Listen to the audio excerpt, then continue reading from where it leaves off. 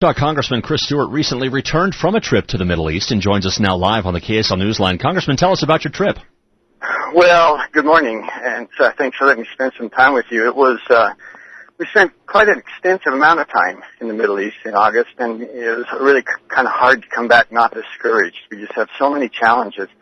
And the President's had a bit of a rough summer, and I don't mean to pile on, but honestly, so much of what we're dealing with could have been avoided had we had a policy where the United States was willing to lead, willing to stand by our allies and do some of the things that I think we're paying the price for now. And it's going to be a challenge going forward. Observing what you did, Congressman, what are you hoping to hear from him tonight regarding policy on ISIS? Well, you know, when we were meeting, and I met with King Abdullah, with Prime Minister Netanyahu, with all of the Middle East leaders and military leaders as well, and they all said essentially the same thing, and that is, where is the United States? Can we count on you to stand by your allies? Because some of them don't know if they can count on that any longer.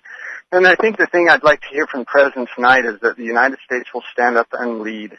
The world needs the United States to lead. They depend on our leadership. And this idea of leading from behind that has been our policy for the last 4 or 5 years, it doesn't fill the vacuum that the world is waiting and hoping that the United States will fill. Congressman, do you think we need to send U.S. troops back to the Middle East?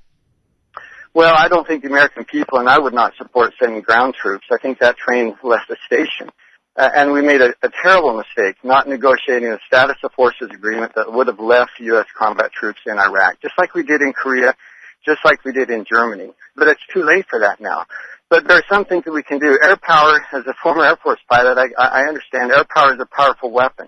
And it's something that we're certainly going to have to utilize. And I think special forces and some of the intel assets we have in the region are something that we can utilize and that will be helpful. And I suppose that's probably what the President is going to endorse, and I would support that as well. We look forward to your being able to spend more time with Doug Wright later on today. Congressman, thank you so much for your time. Thank you both. Utah Congressman Chris Stewart on the KSL In-Depth.